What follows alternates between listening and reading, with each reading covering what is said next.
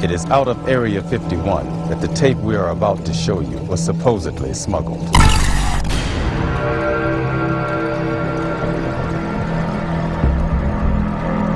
There are moments when this looks very real.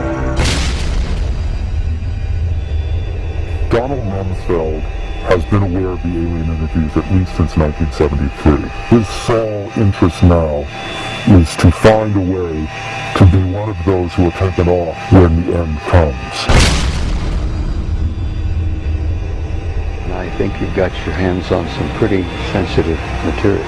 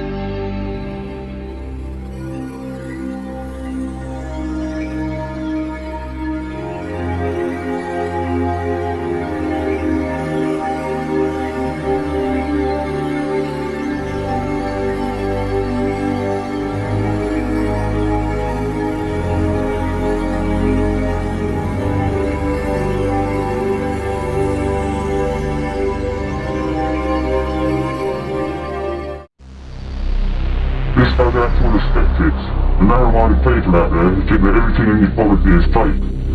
Be still now and listen, or your chance may not come again.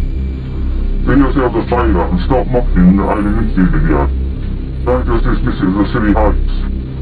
I guarantee you will be amazed if you spend time studying the video as I have been doing for the last 18 months. And you wouldn't believe the amount of support I've been getting from well-known experts all over the world. Now sit back and watch the following documentary about why I believe the alien interview video is real. Okay, here it goes. 3, 2, 1.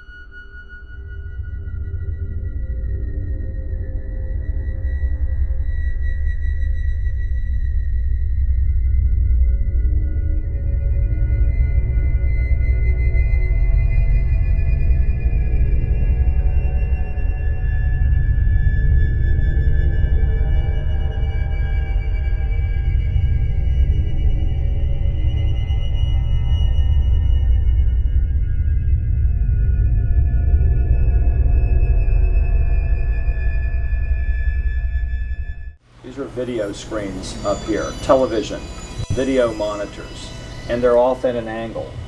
If this was shot using a video camera with lines on it, we would see moire patterns up there, and we don't see the moire patterns. So there's a probability that this was shot originally on film, possibly a film stock like 7252 or 7247, depending on the lighting. The idea that these images may have originated on film is in direct contradiction to Victor's statement that the interview was shot on video.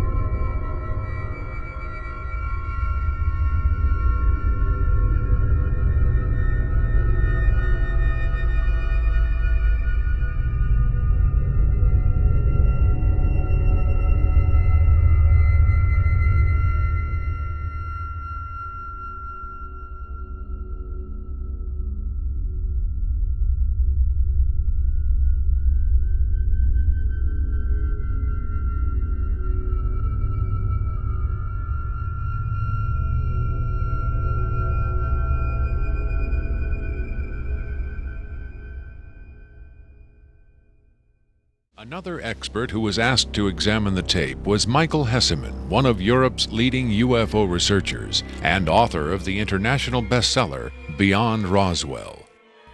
When I got the first information about the alien interview footage, and when I saw the first picture, I said there might be a connection to a real incident. Hesseman was intrigued both by the alien's appearance and by Victor's claim that the being arrived at Area 51 in 1989. If it is authentic, it might be the most significant film ever published, ever shown on television. For several years now, Hesseman has been investigating reports that the South African Air Force shot down a flying saucer in the Kalahari Desert in 1989. According to Hesseman's sources, 2 survivors were retrieved from the downed saucer. One was sent to Wright-Patterson Air Force Base in Ohio, and the other to Area 51. The extraterrestrial in Victor's tape bears a striking resemblance to descriptions of the Kalahari ET, and the timing of its appearance at Area 51 is consistent with the South African incident. If you see the drawings we have of the Kalahari alien and the descriptions we have, it seems to be the same being. And the Kalahari incident puts the alien interview footage into a context and gives it at least a probability that it might be real. It might be the real stuff, we just don't know.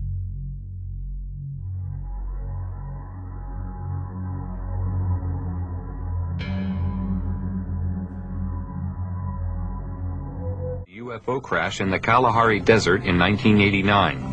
One of the most documented cases of all time referred to a 60-foot wide spacecraft which was forced down on the border of South Africa.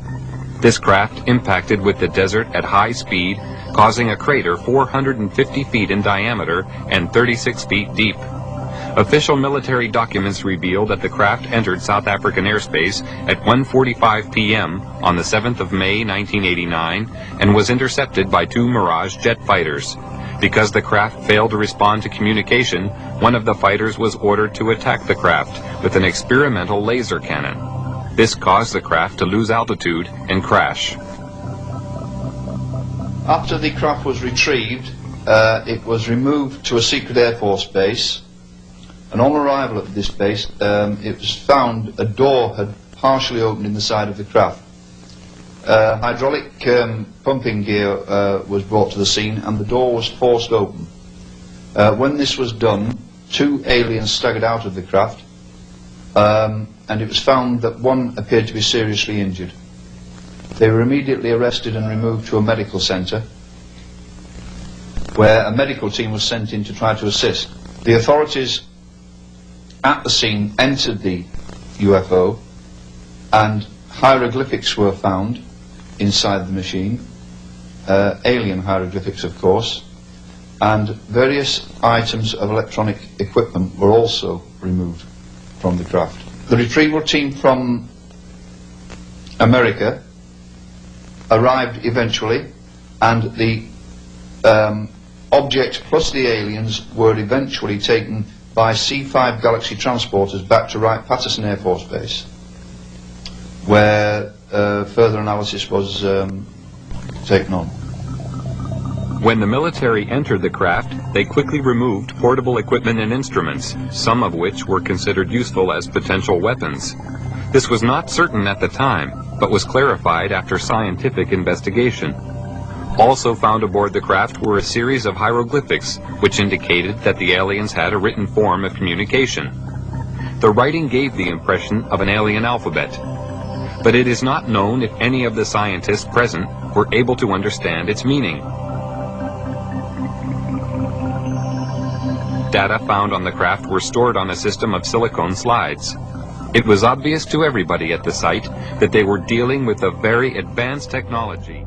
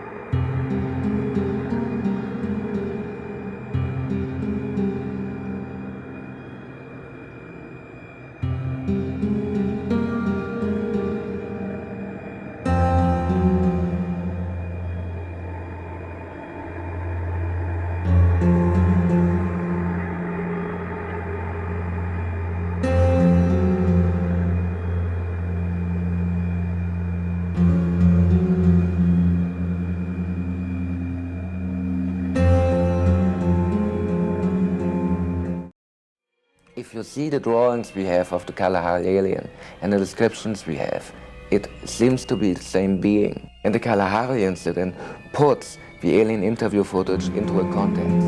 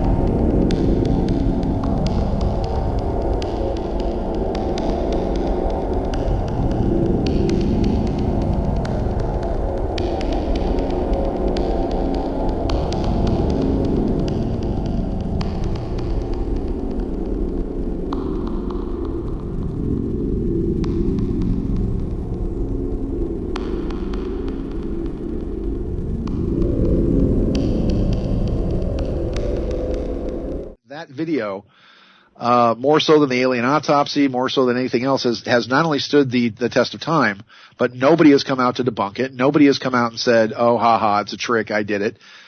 We asked special effects people in Hollywood how much money would it take to fake something like this, and they were saying anywhere between $250,000 and $350,000, and we were thinking, really, and who has that kind of money to just put up some kind of fake like this? And the more that we learn, and I think it was Baker, I think it was Rick Baker, but he's the one that said, I can do better, and I have done better, and so my challenge to him was, okay, how much? What would it cost for you to do this? And he was the one that said, well, $250,000 to $350,000.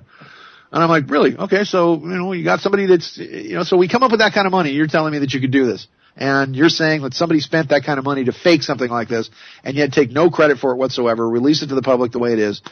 And the way it came about also is that Victor tried to sell it to Fox after the alien autopsy, which he thought was bogus. He contacted Fox, and Fox said, no thanks, we're already in enough trouble. This was Bob Kevian, by the way.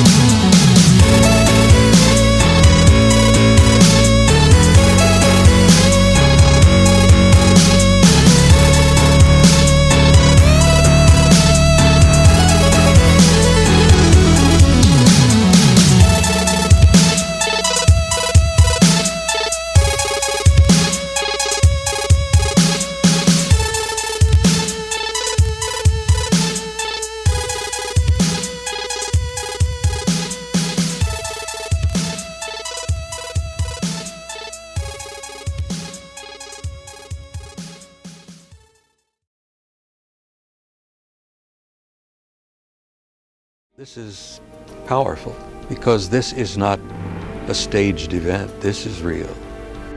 In the 1960s, Robert O. Dean served as an Army intelligence analyst at NATO headquarters in Europe, where he claims to have seen first-hand evidence of alien beings and their artifacts. Retired from the Army, he is now a highly regarded UFO researcher and analyst. Dean was asked to view the tape and offer his expert opinion. They're treating him like a piece of livestock, wiping his lips. Calling on his own first-hand experience for comparison, Robert Dean was stunned and moved by what he saw. That breaks my heart.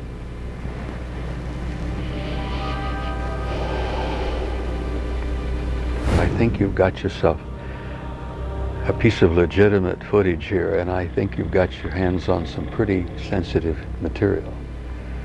I don't know how the hell you got this. I don't know who you got it from, and frankly, I don't want to know who you got it from. But you got yourself a tiger by the tail with this footage. I would say, and I know that that's one of the things you ask of me, is that you've got yourself some legitimate footage of one of the little guys being interrogated and filmed. And there's a reality to it, and there's a sensitivity to it that literally breaks my heart. But I tell you very strongly, you've got something here that is very sensitive. Well, I know that the level of classification on this kind of a thing is so far damned above top secret that you can't imagine how sensitive this kind of thing is, and how delicate it is, and how tightly the government sits on anything like this.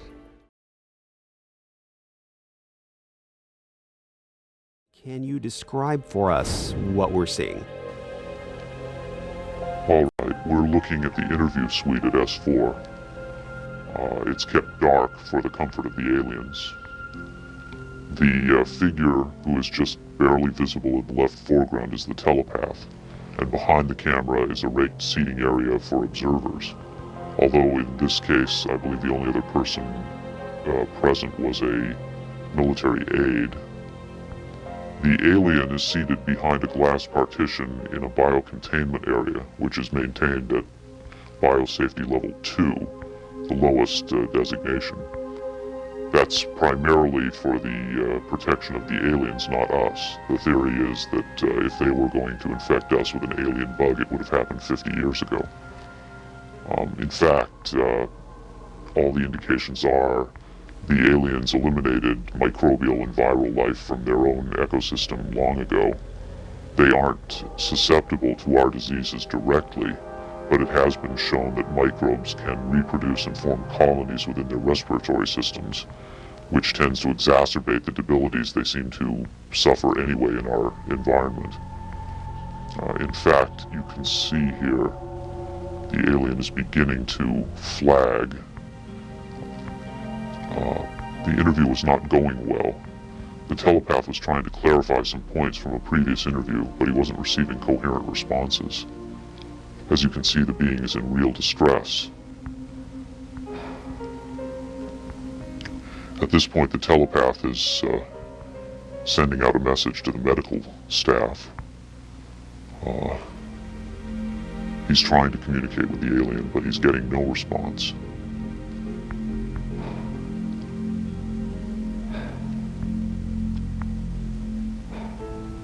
There's very little he can do. There's no direct connection between his space and the biocontainment area. That's the aide stepping in on the right. The medical staff should be there by now. They're slow in responding. There they are. I have to say the medical personnel at S4 are less than first rate. They tend to be selected for their willingness to keep secrets rather than their medical competence. By the way, he's not shining that light into the eyes. It looks that way, but in fact he's checking for hemorrhaging around the eye sockets and in the nasal cavity. I'm sorry. It's very hard for me to watch this.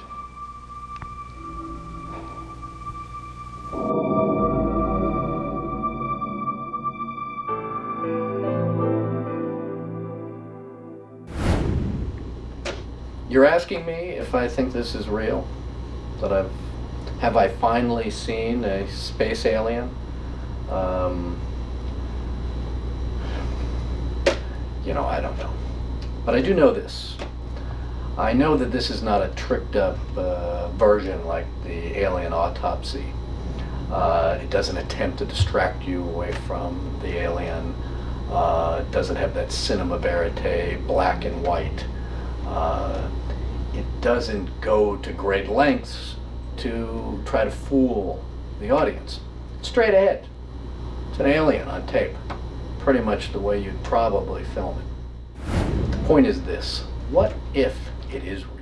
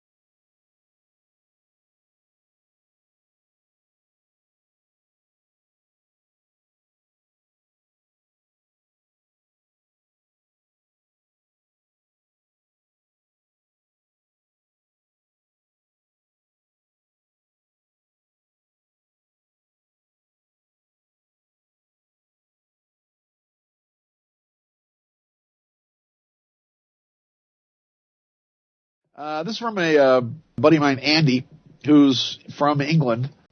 Andy's one of these great guys who is doing all this fantastic research on the alien interview. Actually, and you can go on YouTube, and it's Andrew Burlington, and he's been a good friend of mine. I hope he doesn't mind my mentioning him on the radio, but he's doing a fantastic service because I was one of the people that was in the process, or was one of the people that was involved in bringing out the alien interview, not the alien autopsy. I was actually at the bottom of the alien autopsy as well.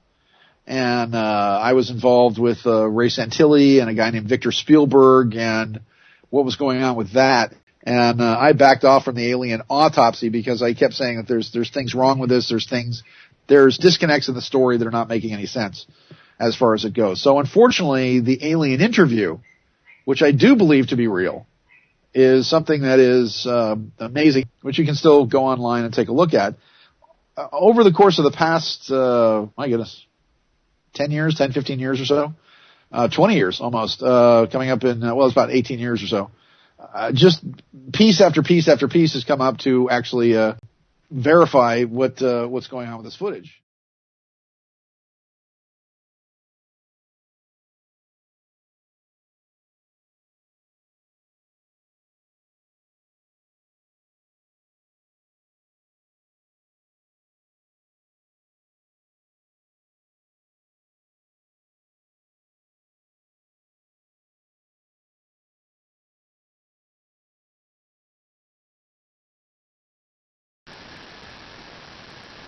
Hi Sean, I just wanted to say a big thank you to you for showing an interest in the Alien Interview channel and for mentioning my work on your fantastic show. It really is much appreciated. This video, in my opinion, was overlooked by the general public from the very beginning, and the more people that get to see it the better. I always believed there was more to it than met the eye, and I think I found enough clues over the last 18 months to prove its authenticity. This is by far the longest project I've ever worked on in my life, but I have to say it's been worth every minute. Regarding the radio interview, well, I hope you've enjoyed watching this limited edition version of the Alien Interview analysis. This has been an exciting chapter of my life, and the UFO sightings I've been experiencing have convinced me even more that the video is genuine.